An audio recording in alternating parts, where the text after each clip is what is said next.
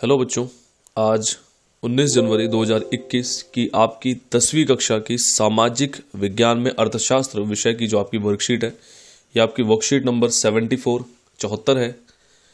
इसमें सबसे पहले आपको अपना नाम और अपने कक्षा अध्यापक का नाम लिखना है।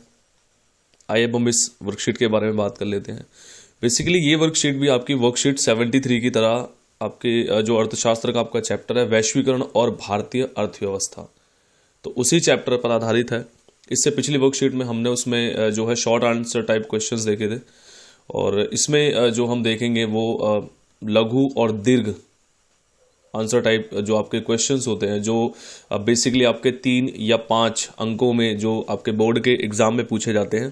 तो हम उन प्रश्नों के बारे में जो है इस वर्कशीट में बात करेंगे। आइए हम प्रश्नों को देख लेते हैं। तो आपका फर्स्ट क्वेश्चन है, वैश्वीकरण से आप क्या समझते हैं? ठीक है, तो इसका उत्तर होगा प्यारे बच्चों कि वैश्वीकरण एक ऐसी व्यवस्था है जिसमें किसी भी देश की अर्थव्यवस्था को विश्व की अन्य अर्थव्यवस्थाओं से विदेशी व्यापार और विदेशी निवेश के द्वारा जोड़ा जाता है।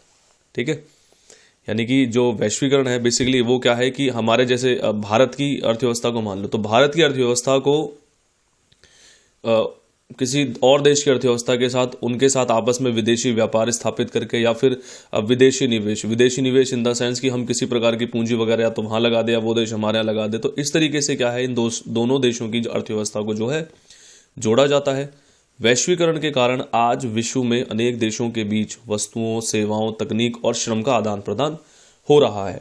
ये वैश्वीकरण के कारण ही संभव हो पाया है कि जैसे मान लो अमेरिका की अमेजॉन कंपनी है, तो वो अपनी सेवाएं जो है भारत में दे पा रही है, या फिर और भी हम कई चीज़ों में देख सकते हैं। ठीक है, कि जो इंटरनेशनल लेवल की जो कंपनीज है वो भारत में आकर जो है अपना व्यापार यहाँ पर चला रही है, या फिर भारत की काफ़ी सारी कंपनियां जैसे टाटा हो गई आपकी, ठीक है, हीरो हो गई, तो ये सब जाकर भी क्या है बाहर के देशों में जो है अपना व्यापार कर पा रहे हैं। इस कार्य में बहुराष्ट्रीय कंपनियां काफी बड़ी भूमिका निभाती है। ऑब्वियस सी बात है कि देश से बाहर जाकर तो जो कंपनी काम कर पाएगी तो बहुराष्ट्रीय कंपनी कहलाती है। तो बहुराष्ट्रीय कंपनियों का कहीं ना कहीं वैश्वीकरण की प्रक्रिया को बढ़ाने में एक बहुत बड़ी भूमिका है, जब वे अपनी इकाइयां जो है संसार के विभिन्न देशों में स्थापित करती हैं। ठीक है, ये हो गया आपका फर्स्ट क्वेश्चन। देन आपका सेकंड क्वेश्चन है, विश्व व्यापार संगठन क्या है? जिसे हम इंग्लिश में WTO यानी कि वर्ल्ड ट्रेड ऑर्गेनाइजेशन भी कहते हैं। इसके क्या कार्य हैं और इसकी कमियां क्या क्या है? तो इसका आंसर है आपका विश्व व्यापार संगठन एक ऐसा संगठन है जिसका उद्देश्य अंतर्राष्ट्रीय व्यापार को उदार बनाना है। ठीक है, यानी कि बेसिकली ये जो एक संगठन है, तो इस संगठन का जो मेन पर्पस है या जो मेन जो इसका उद्देश्य है वो है आपका कि जो भी अंतर्राष्ट्रीय लेवल पर जो भी व्यापार हो रहा है उसको उदार बनाना है। ठीक है, यानी कि उसमें अगर किसी प्रकार की कोई भी समस्या आ रही है तो उस समस्या को दूर करने का जो काम है वो किसका? विश्व व्यापार संगठन का है। और मुक्त व्यापार की सुविधा देना है, और मतलब बिल्कुल एकदम फ्री फ्लो में जो है व्यापार है वो चलता रहे, ये सुविधा प्रदान करना भी विश्व व्यापार संगठन का काम है। वर्तमान में विश्व के लगभग 164 देश इसके सदस्य हैं। तो काफी बड़ी संख्या में जो देश है वो विश्व व्यापार संगठन के जो है सदस्य हैं।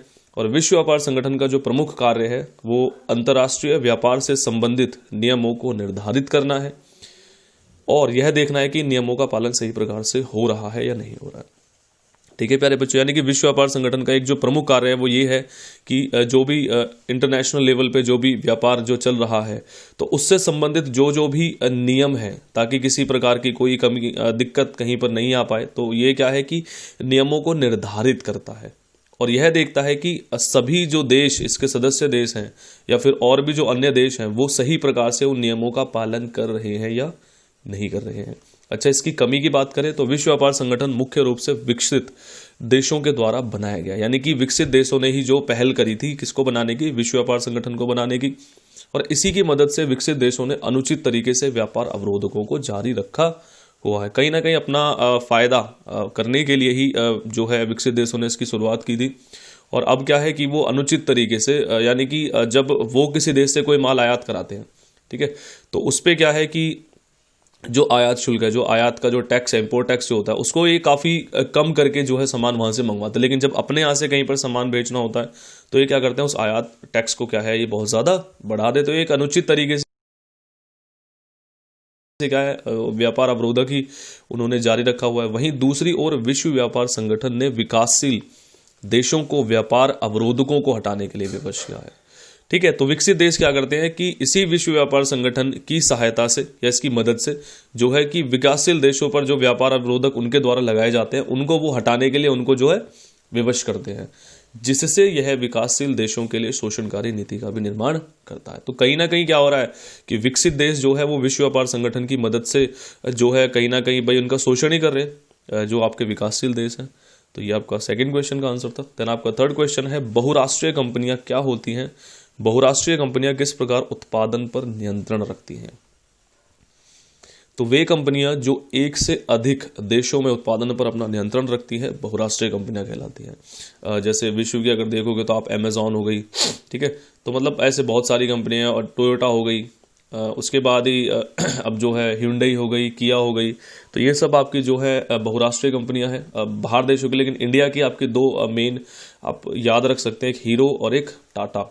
तो ये दो आपकी जो इंडिया की बहुराष्ट्रीय कंपनियां हैं। और ये कंपनियां कैसी होती हैं कि एक से अधिक देशों के उत्पादन पर अपना नियंत्रण रखती है, यानी कि इनकी जो उत्पादन की इकाइयां हैं वो कहीं ना कहीं बहुत सारे देशों में जो है स्थापित होती हैं। ये कंपनियां कई प्रकार से उत्पादन पर अपना नियंत्रण रखती हैं। जैसे देख लेते हैं, फर्स्ट संयुक्त उपक्रम विधि, यानी कि इसके अंतर्गत वे क्या करती है कि बहुराष्ट्रीय कंपनियां दूसरे देशों के छोटे उत्पादकों के साथ मिलकर किसी वस्तु का निर्माण करती है और उसे बाजार में बेचती है और मुनाफे को आधे आधे में बांट लेती है। ठीक है, तो इसके अंदर ये क्या करती है कि मान लो कोई बहुराष्ट्रीय कंपनी अमेरिका की है, वो इंडिया में आकर अपना काम कर रही है, तो क्या करेगी कि किसी छोटी इंडियन कंपनी के साथ ही मिलकर क्या है वो किसी प्रोडक्ट को या किसी उत्पादक को बनाएगी और फिर उसे बाजार में बेच देगी और जो मुनाफा होगा उसे क्या है वो आपस में आधा आधा बांट लेगी। तो वो एक साथ मिलकर, तो ये संयुक्त उपक्रम विधि हो गई। देन सेकंड है आपका कि ये कई बार दूसरे देशों के स्थानीय कंपनियों को खरीद भी लेती है। ठीक है, जैसे एक अमेरिकन बहुराष्ट्रीय कंपनी है कारगिल फूड्स, तो उसने क्या करा कि भारत की एक कंपनी थी परक फूड्स, ठीक है, उसको खरीद लिया और उसके संपूर्ण बाजार पर अपना कब्जा कर लिया। यानी कि जहां जहां उसकी मार्केट थी परक फूड्स की इंडिया वाली कंपनी की, तो उस पर क्या है उसने जो है अपना कब्जा कर लिया। देन थर्ड है आपका कई बार ये कई छोटे छोटे उत्पादकों को सस्ते में सामान बनाने का ऑर्डर दे देती है। यानी किसी पर्टिकुलर देश में, जैसे बांग्लादेश में जूट वगैरह के लिए, और अपने पश्चिम बंगाल में छोटी मोटी जैसे चप्पल चमड़े का जो सामान है वो सब बनाने के लिए, तो ये क्या है ऑर्डर दे देती है उनको, और बाद में जो तैयार माल है कई बार उसको यहाँ पर भी और कई बार दूसरे देश में ले जाकर क्या है महंगे दामों में बेच देती हैं।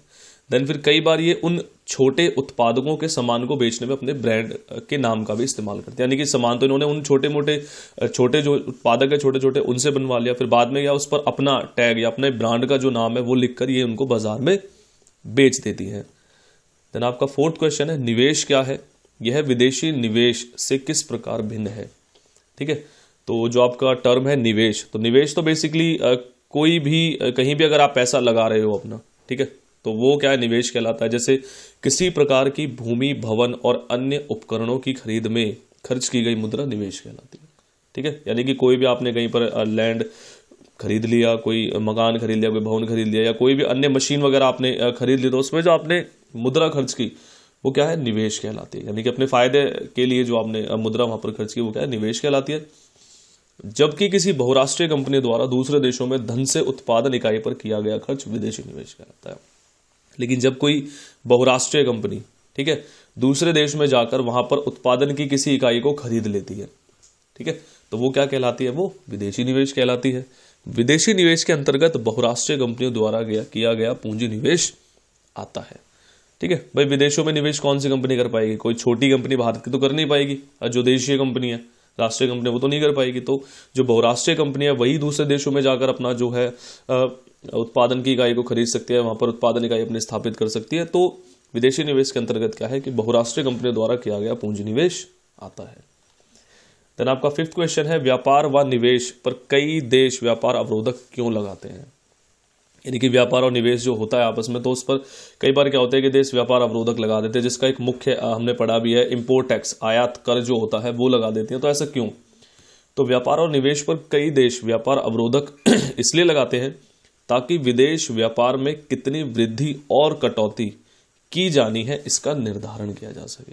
ठीक है भाई, मान लो जैसे वो कोई भी जो व्यापार है वो किसी देश के साथ जो कर रहे हैं, या एक देश जैसे भारत ही है कई सारे देशों के साथ कुछ ना कुछ तरीके से आयात और निर्यात, ठीक है, दोनों में वो जो है उनके साथ क्या है आपका व्यापार कर रहा है, तो उसमें कितनी, यानी कि निर्यात में कितनी वृद्धि होनी है, आयात में कितनी वृद्धि होनी है या कटौती होनी है। तो इसका निर्धारण करने के लिए ही क्या है जो है ये आपके जो व्यापार अवरोधक है ये लगाए जाते हैं, तथा इसके द्वारा यह भी निर्धारित किया जाता है कि किसी देश में कितनी वस्तुएं कितनी मात्रा में आयातित होनी है या किसी देश से मंगाई जानी है। मान लो हमारे यहाँ पर कोई सामान जो है हम यहाँ पर अपने यहाँ पर मतलब कि उसको बनाकर हम कहीं बाहर भेज रहे हैं, ठीक है, लेकिन उससे पहले हम क्या करेंगे कि अपनी मार्केट को भी देखेंगे। अगर हमारी मार्केट में भी उसकी डिमांड है तो हम उसको बाहर भेजेंगे ही नहीं, और अगर बाहर की मार्केट में भी उसकी डिमांड है तो फिर हम क्या करेंगे, उसमें आयात कर अपना बढ़ा देते हैं, ताकि बाहर के जो लोग हैं उसकी डिमांड को अपने आप ही वो क्या है कम कर सकें और हमारे लिए जो वो सामान है वो बचा रह सके। तो ये भी क्या है किसके द्वारा है, ये व्यापार में जो भी आपके अवरोधक लगाए जाते हैं उसका ही एक महत्वपूर्ण पहलू है। देन आपका 6th क्वेश्चन है, उत्पादकों में होने वाली प्रतिस्पर्धा किस प्रकार उपभोक्ता को फायदा प्रदान करती है, किन्हीं 5 का वर्णन करो। तो उत्पादकों में होने वाली प्रतिस्पर्धा से उपभोक्ता को होने वाले फायदे इस प्रकार है। उत्पादक बेसिकली कौन होते हैं, जो किसी वस्तु को बनाते हैं, और उपभोक्ता कौन होते हैं, जो उसको खरीदते हैं, ठीक है, जो उसका क्या यूज करते हैं।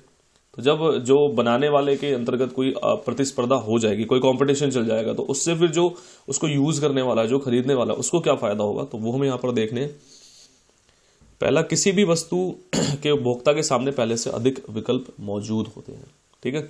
तो यानी कि अब मान लो कोई भी सामान हम खरीद रहे हैं, बेसिकली हम बाजार में गए एक मोबाइल खरीदने के लिए, तो जब काफ़ी सारे उत्पादक जो है मार्केट में हो जाते हैं, फिर बहुत सारी कंपनियां मोबाइल कंपनियां हो जाती है, तो हमारे सामने क्या पहले से अधिक विकल्प मौजूद होते हैं। जैसे अलग अलग प्राइस रेट पे 15,000 का कोई फ़ोन लेना है, उसमें कई कंपनियां हैं 20,000 पे।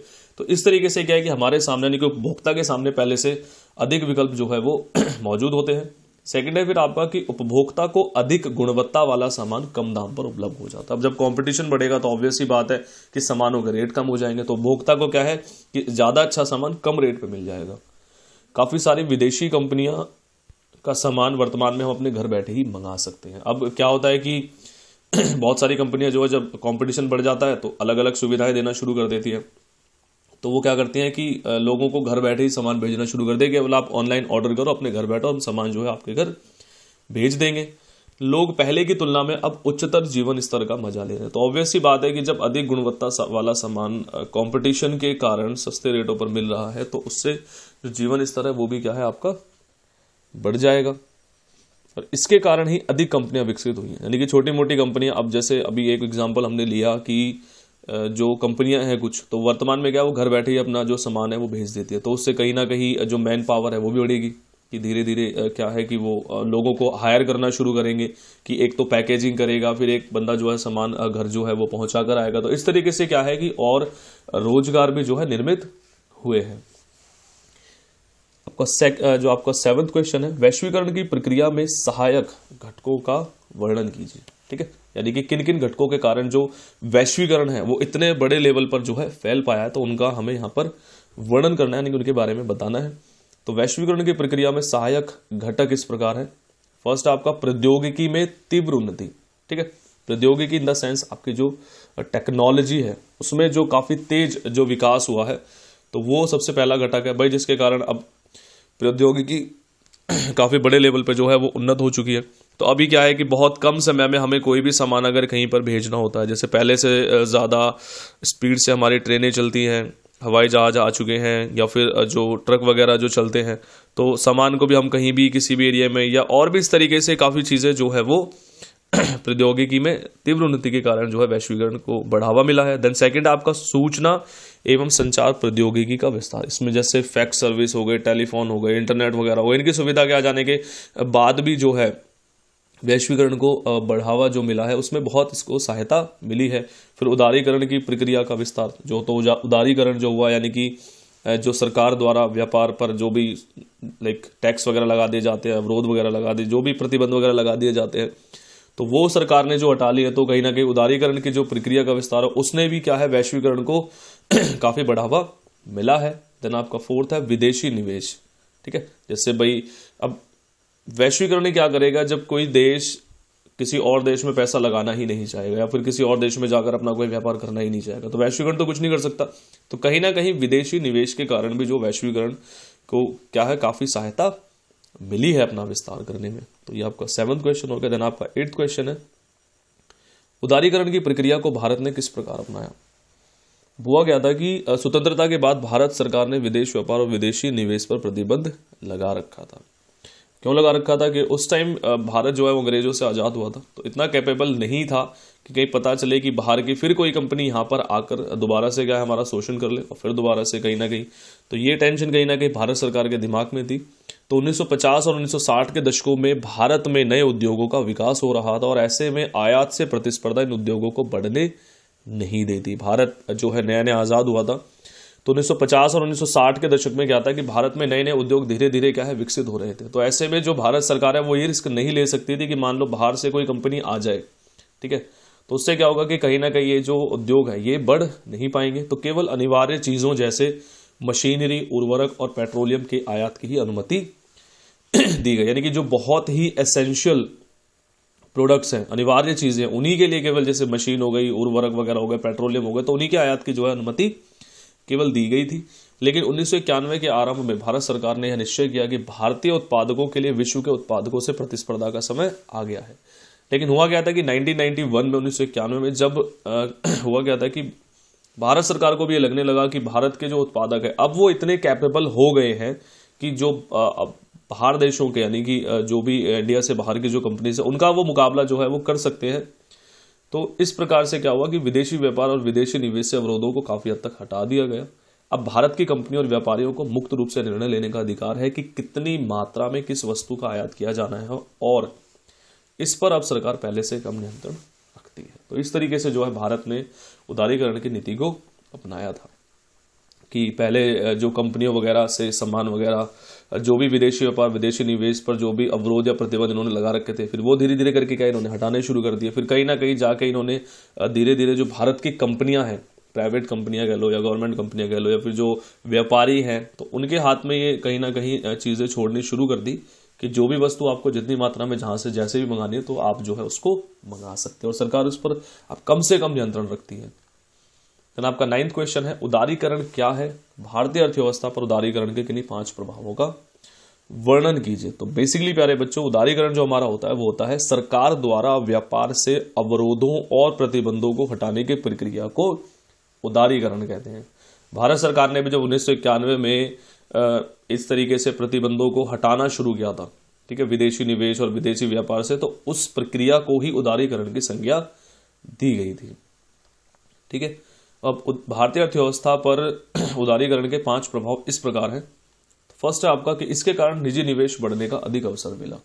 ठीक है, तो उदारीकरण से क्या है कि बाहर की कंपनियां हमारे साथ आकर व्यापार कर सकते हैं। अब ऐसा तो है नहीं कि सभी सरकारी कंपनियों के साथ करेंगी, तो जो लोग निजी तौर पर भी अपना बिजनेस वगैरह यहाँ पर चला रहे थे तो उनको भी क्या है कि अपना बिजनेस जो और ज्यादा बढ़ाने का मौका मिला। विदेशी विनिमय कोष बढ़ गया, यानी कि भारत में जो फॉरेन करेंसी थी वो काफी ज्यादा जो है वो बढ़ गई। आईटी उद्योग का विस्तार हुआ। अब ऑब्वियस सी बात है कि भारत में तो आईटी का इतना ज्यादा स्कोप पहले से नहीं था, तो बाहर की जो कंपनियां यहाँ पर आकर उन्होंने क्या, यहाँ पर जो आईटी उद्योग है, ठीक है, इंफॉर्मेशन टेक्नोलॉजी जैसे जिसमें इंटरनेट वगैरह सेवाएं, कंप्यूटर हो गए, आपके टीवी वगैरह हो गए, तो इस उद्योग का भी काफी बड़े लेवल पर जो है विस्तार हुआ। बड़ी संख्या में बहुराष्ट्रीय कंपनियां व्यापार के लिए भारत की तरफ आकर्षित हुई कि जब यहाँ पर इस तरीके से प्रतिबंधों को हटा दिया गया तो उन्हें भी लगा कि भारत एक कहीं ना कहीं बहुत बड़े बाजार के रूप में उनको क्या भारत दिखने लगा, तो वो जो बहुराष्ट्रीय कंपनियां थी वो भारत की तरफ इसलिए आकर्षित हुई। इसके कारण सरकारी राजस्व में भी वृद्धि। तो ऑब्वियस सी बात है कि जब बाहर की कंपनी को यहाँ पर आकर बिजनेस करेगी तो कहीं ना कहीं उसको टैक्सेस वगैरह भी पे करने पड़ेंगे, तो इससे क्या है जो सरकार का जो राजस्व था उसमें भी जो है वृद्धि हुई थी। देन आपका 10th क्वेश्चन है, वैश्वीकरण की प्रक्रिया को प्रोत्साहित करने में प्रौद्योगिकी की भूमिका समझाइए। तो टेक्नोलॉजी की जो इसमें भूमिका है वो क्या है वैश्वीकरण की प्रक्रिया को प्रोत्साहित करने में, तो वो हमें यहाँ पर बताना है। तो वैश्वीकरण की प्रक्रिया को प्रोत्साहित करने में प्रौद्योगिकी की भूमिका इस प्रकार है। फर्स्ट वन है आपका, परिवहन तकनीक में हुए कई सुधारों ने दूर दूर के स्थानों पर कम लागत पर वस्तुओं को भेजना संभव बनाया है। तो यानी कि जो ट्रांसपोर्ट टेक्नोलॉजी थी आपकी जो तकनीक थी उसमें जो सुधार बाद के टाइम में किए गए, जैसे पहले जो रेल हुआ करती थी वो कम स्पीड से चला करती थी, ट्रक वगैरह भी जो है ज़्यादा स्पीड से वो नहीं चल पाते, लेकिन धीरे धीरे धीरे जो फिर इनमें जो सुधार हुए तो उसके बाद क्या हुआ कि अब सामान जो है दूर दूर के स्थानों पर वो भी कम लागत पर और कम समय में भेज पाना संभव हो पाया है। तो इसके कारण भी वैश्वीकरण को कहीं ना कहीं फायदा पहुंचा। देन सूचना प्रौद्योगिकी में सुधार के कारण विभिन्न देश आपस में जुड़कर तुरंत सूचना प्राप्त कर लेते हैं।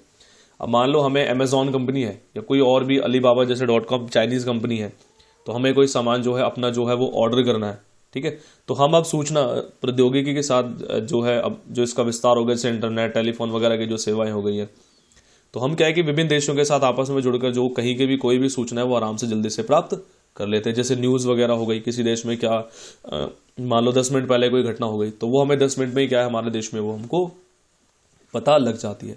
इंटरनेट टेक्नोलॉजी से व्यापार में गति आई है। अब जो ऑनलाइन वाला जो काम अब बहुत ज़्यादा बढ़ गया है, तो कहीं ना कहीं इससे भी जो व्यापार है उसमें बहुत ज़्यादा जो है गति आई है। देन इस वर्कशीट का आपका सेकंड पार्ट है स्रोत आधारित प्रश्न, यानी कि आपको एक पैराग्राफ दिया गया है और वो पैराग्राफ जो है आपको पढ़ना है। देन उस पैराग्राफ में से आपको जो नीचे 4 क्वेश्चंस दिए गए हैं उनके जो है आपको आंसर्स देने हैं। तो प्यारे बच्चों, पैराग्राफ आप अपने आप जो है पढ़ लीजिएगा इसको एक बार। मैं आपको क्वेश्चन के जो आंसर्स हैं वो मैं यहाँ पर आपको अब बता देता हूं। तो फर्स्ट क्वेश्चन आपका कि वैश्वीकरण को अपने शब्दों में परिभाषित कीजिए। तो एज पर पैराग्राफ जो इसकी डेफिनेशन बनती है वो ये है कि वैश्वीकरण विभिन्न देशों के मध्य परस्पर संबंध, चाहे वो विदेशी निवेश के साथ हो, विदेशी व्यापार के साथ हो, और तीव्र एकीकरण की जो है प्रक्रिया है। यानी कि वो बाजारों को क्या है आपस में जोड़ देता है, तो ये क्या है उसका, और बहुत जल्दी जोड़ देता है, तो ये तीव्र एकीकरण कहलाता है। तो वैश्वीकरण विभिन्न देशों के मध्य या बीच परस्पर संबंध और तीव्र एकीकरण की प्रक्रिया है। देन आपका सेकंड क्वेश्चन है कि वैश्वीकरण की प्रक्रिया में बहुराष्ट्रीय कंपनियों की भूमिका का वर्णन कीजिए।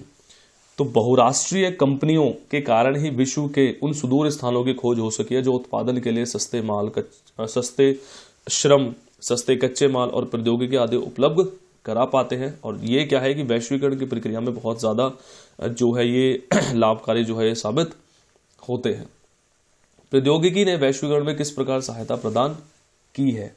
तो प्रौद्योगिकी के कारण ही आज दूर दूर के स्थानों पर कम लागत पर वस्तुओं को भेज पाना जो है संभव हो पाया है। अब चाहे वस्तुएं हो चाहे सूचनाएं हो, तो उनका जो आदान प्रदान है वो बड़े आराम से हो पाता है, किसी कारण, प्रौद्योगिकी के कारण।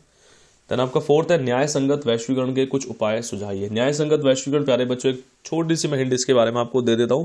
बेसिकली एक जो वैश्वीकरण होता है ना, इसके प्रभाव सभी प्रकार के लोगों पर जो है समान रूप से नहीं होते हैं। तो ऐसा वैश्वीकरण कि जिसके प्रभाव सभी लोगों पर या सभी कैटेगरी के लोगों पर समान रूप से हो, तो वही जो वैश्वीकरण है वो न्याय संगत वैश्वीकरण कहलाता है। तो इसके लिए क्या है, हमें कुछ उपाय सुझाने हैं। तो इसका तो बेसिकली न्याय संगत वैश्वीकरण के लिए इसमें सरकार की भूमिका काफी महत्वपूर्ण है, यानी कि सरकार को कहीं ना कहीं स्टैंड लेना चाहिए इस न्याय संगत वैश्वीकरण का इसका विस्तार करने के लिए। सरकार यह सुनिश्चित कर सकती है कि श्रमिक कानूनों का सही प्रकार से क्रियान्वयन हो। श्रमिक कानून यानी कि जो भी लोग वर्कर्स होते हैं उनके जो भी कानून होते हैं, तो उनको सही प्रकार से स्थापित कौन कर सकता है? वो सरकार कर सकती है। और श्रमिकों को अपने अधिकार मिले और उनके जो अधिकार है उसका किसी प्रकार से कोई हनन ना हो, या फिर जो भी अधिकार है वो उनको उनके मिल सके। विभिन्न प्रकार के जन संगठनों और बड़े अभियान भी इसमें महत्वपूर्ण भूमिका निभा सकते हैं। कहीं ना कहीं बहुत बड़े बड़े जो ऑर्गेनाइजेशंस होती हैं या फिर जो बड़े बड़े जो अभियान जो चलते हैं वो भी क्या है इसमें न्याय संगत वैश्वीकरण का विस्तार करने में भूमिका निभा सकते हैं। तो इस तरीके से प्यारे बच्चों आपकी आज की जो ये वर्कशीट थी, वर्कशीट नंबर आपकी 74, 19 जनवरी 2021 की, इस प्रकार से यहाँ पर ये समाप्त हो जाती है।